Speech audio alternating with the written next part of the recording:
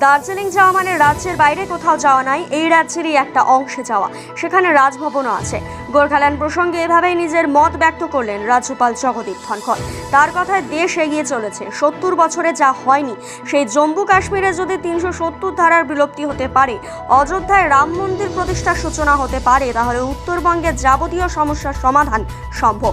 আর সেই কারণেই আমি দার্জিলিং যাচ্ছি সব প্রস্তুতি নিয়ে, হোমওয়ার্ক করে। সেখানেই সব শ্রেণীর মানুষের সাথেই কথা বলবো। চা বাগানে শ্রমিক থেকে শুরু করে বুদ্ধিজীবী, রাজনৈতিক ব্যক্তিত্ব সকলের সঙ্গে। দার্জিলিং যাওয়ার পথে মালদা স্টেশনে কিছুক্ষণের জন্য দাঁড়িয়ে প্রত্যয়ের সঙ্গে তিনি জানালেন, উত্তরবঙ্গের সম্ভাবনা প্রচুর। এখানকার পর্যটন, চা শিল্প, শিক্ষা, অর্থনৈতিক অবস্থা সবকিছুরই ব্যাপক উন্নয়ন সম্ভব। সরকারি পোশাকে যারা সরকারি কাজ করছেন না, রাজনৈতিক কাজ করছেন, তাদের অনুরোধ সরকারের কাজ করুন। রাজ্যের পুলিশ ও অন্যান্য প্রশাসনিক আমলাদের এভাবেই তীব্র সমালোচনা করতেও ছাড়লেন না তিনি। একই সাথে ফ্রান্সের প্রসঙ্গ তুলে রাজ্যে আল কায়দা জঙ্গিদের নিয়েও মুখ খুলেন।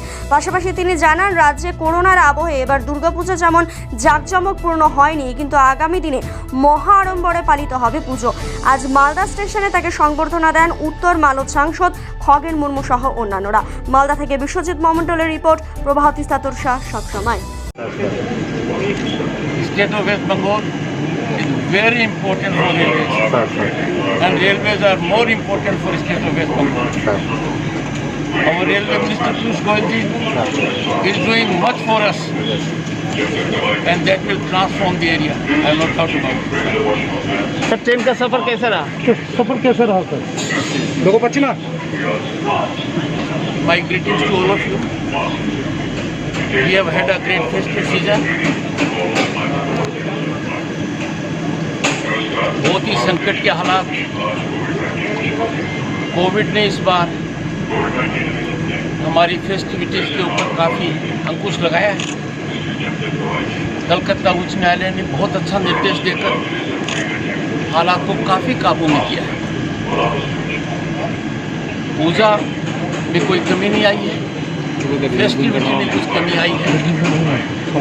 बहुत लोगों ने जो क्रिएटिविटी करते हैं, मैनेज करते हैं, प्रतिभा दिखाते हैं, उनको हताशा मिली।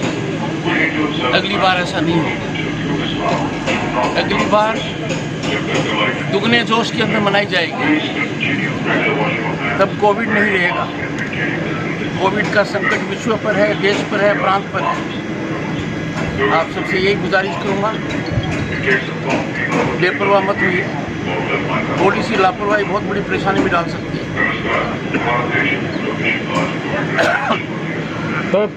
मैं मेरी नॉर्थ बंगाल की यात्रा को एक पिलग्रिमेज मान रहा हूँ। पश्चिम बंगाल का बहुत महत्वपूर्ण हिस्सा है। नॉर्थ बंगाल में बहुत बड़ा पोटेंशियल है। नॉर्थ बंगाल की प्रतिभा का, टूरिज्म का, इकोनॉमी का, वहाँ के ट्रेड का भरपूर एक्सप्लॉयटेशन होगा। लोगों को बहुत राहत मिलेगी। बहुत सुंदर इलाका है, किसी प्रकार की कमी नहीं है। कुछ इश्यूज हैं, लंबे समय से इश्यूज हैं, और देश बदल रहा है। दुनिया देख रही है कि देश बदल रहा है। जो 70 साल में सोचा नहीं, वो संभव हुआ है। क्या किसी ने सोचा था भारत के संविधान से आर्टिकल 370 हटेगा? नहीं सोचा था। आज के दिन वो नहीं है।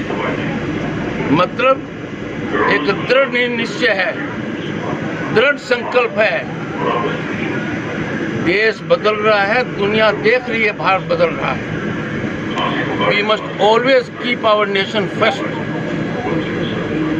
और नॉर्थ बंगाल की भी जो कुछ समस्याएं हैं, उनका दूरदृष्टि से निराकरण निश्चित होगा। मेरे मन में कोई शंका नहीं। जो गोर्खालैंड का डिमांड है, उसके बारे में आपका क्या ख्याल है? मेरी बात तो सुनने पहले। यदि अगर आप पत्रकार होकर एक सकारात्मक धारा को नहीं समझेंगे, इतने बड़ी बात को यदि आप नहीं समझते कि 370 के बारे में कल्पना की थी, सोचा था कभी? कहते थे नहीं होगा, हुआ। दुनिया ने देखा और गले से आसानी से उतर गया। राम मंदिर के बारे में कितनी भ्रांतियां थी, कितने मुद्दे उठाए जाते थे। सुप्रीम कोर्ट का निर्णय एक मत से हुआ कि नहीं हुआ, 5 न्यायाधीशों ने दिया, सबके गले उतरा। जो प्रश्न करते थे तारीख कब बताओगे, आज वो प्रश्न जिंदा है क्या? हुआ। हर चीज के लिए एक दृष्टिकोण रखना पड़ता है। राज्य का प्रथम सेवक होने के नाते भारत के संविधान में अटूट विश्वास रखते हुए मेरी शपथ क्या है? To protect, defend and preserve Indian constitution. मेरी बात को ध्यान से रखिए। समस्या का निराकरण निश्चित है, समस्या का निराकरण होता रहा है। आज किनकी चर्चा कर रहे हैं हम? आज किनके बारे में बात कर रहे हैं? लोह पुरुष Sardar Patel.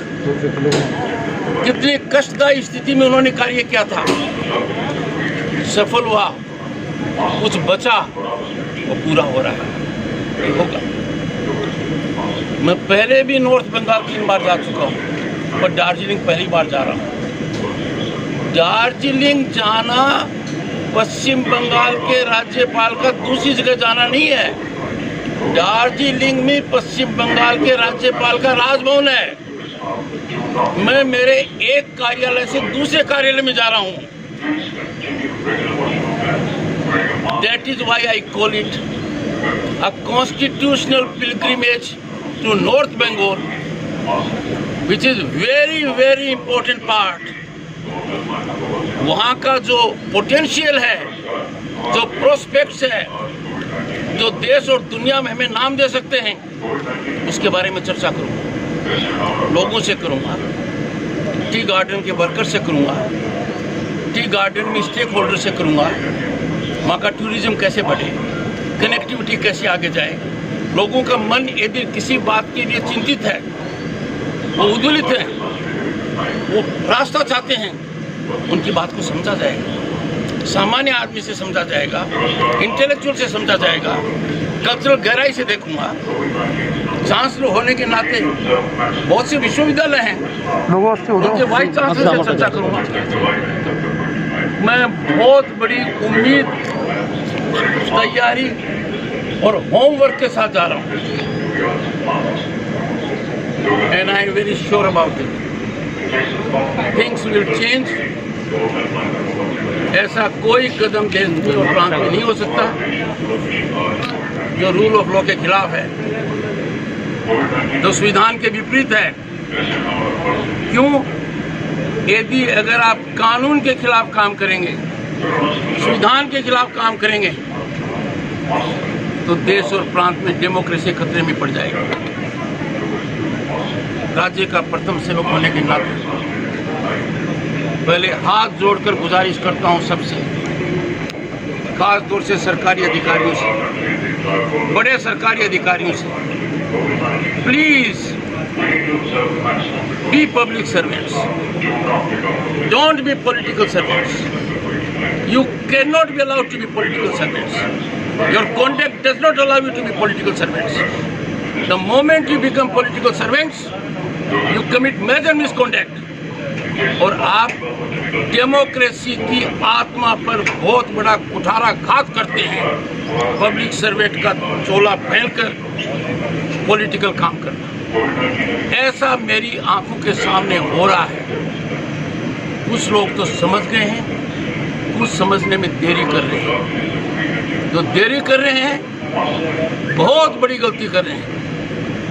They have no idea the long arm of law will catch up with them, and I am sure about it. ऐसे मौके पर मैं और कोई प्रश्न करना जरूर नहीं समझता, पर चूंकि मैं हूँ यहाँ पर, I'll take 3 questions.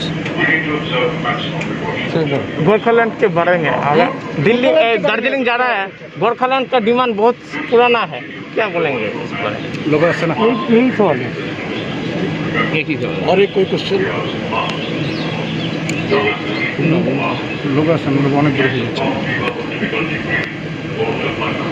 देश के अंदर 70 साल में मैंने कहा बहुत बड़ी बड़ी समस्याएं रही। लोगों ने सोचा नहीं था कि क्या उन समस्याओं का निराकरण होगा। एक समय था जब लोग नाउम्मीद हो गए थे और मैंने आपको 2 ठोस उदाहरण दिए। आर्टिकल 370 का उदाहरण दिया। आपने देखा होगा 3 दिन में क्या हुआ है। जम्मू में, कश्मीर में, लद्दाख में आप और हम जमीन खरीद सकते हैं। खरीद सकते हैं कि नहीं? सोचा था कभी? 370 विलोपित हो गया राम मंदिर का हुआ। Indian constitution allows solution to every problem. एक ही माध्यम है, consensus, communication, understanding and deliberation. पर मेरे मन में कोई शंका नहीं है। पुलिस थाने में एफआईआर दर्ज हो सकती है, इनकम टैक्स असेसमेंट नहीं हो सकता है। कोई फर्क इसमें? और इनकम टैक्स वाला एफआईआर दर्ज नहीं कर सकता। मतलब हर किसी का कार्य क्षेत्र विभाजित है। जो समस्या है, जिसके डायमेंशंस हैं, जिसके कंटूर्स हैं, उसका समाधान कौन कर सकता है? ये सामान्य मानव को पता है। मुझे इनकम टैक्स असेसमेंट कराने के लिए पुलिस स्टेशन के पास नहीं जाऊंगा। मैं मामले को समझूंगा, दिल से समझूंगा, दिमाग से समझूंगा, भावना से समझूंगा, कल्चरल गहराई से समझूंगा और उसके बाद यथाशक्ति निर्णय और निर्णायक स्थिति की ओर आगे बढ़ने का एक रास्ता, मार्ग प्रशस्त होगा। मैं आपको बहुत बहुत शुभकामनाएं देता हूँ। फिर कभी आऊँगा यहाँ, पत्रकार बंधुओं से ज़्यादा चर्चा करूँगा। एक बात आप हमेशा ध्यान रखिए, आप अपने प्रथम सेवक से कुछ भी प्रश्न पूछ सकते हैं, पूछते रहते हैं, टिप्पणी करते रहते हैं। मैं उस दिन की तलाश में हूँ, बिना डर के, बिना भय के, बिना परेशानी मोल लिए हुए, बिना इसकी चिंता किए हुए कि दरवाजे पर कौन दस्तक देगा। क्या ये प्रश्न आप पूछ पाएंगे जिनसे आप पूछना चाहोगे? जिस दिन वो होगा, मुझे राजनीति के अंदर और डेमोक्रेसी में एक सुधारवादी बातें नजर आएंगी। जिस इलाके में मैं बैठा हूँ मेरे लिए चिंता का कारण है। प्रांत में बड़े बड़े रिटायर्ड अधिकारियों को ले गया, पुरकाश्ता स्टेट सिक्योरिटी एडवाइजर, ये one other senior IPS officer retired, principal adviser internal security. क्या हो रहा है? कहाँ तंत्र है? अलकायदा कहाँ फंसा रही है? अरेस्ट हो रहे हैं, जो बाहर अरेस्ट हो रहे हैं उनके कारतंत्र यहाँ से मिले हुए हैं। बताइए, कोई सप्ताह गुजरता है जब इलीगल बम मेकिंग के यूज से किसी की मौत न हुई हो, किसी घटना में फ्रीली बम नहीं फैलाए जाते?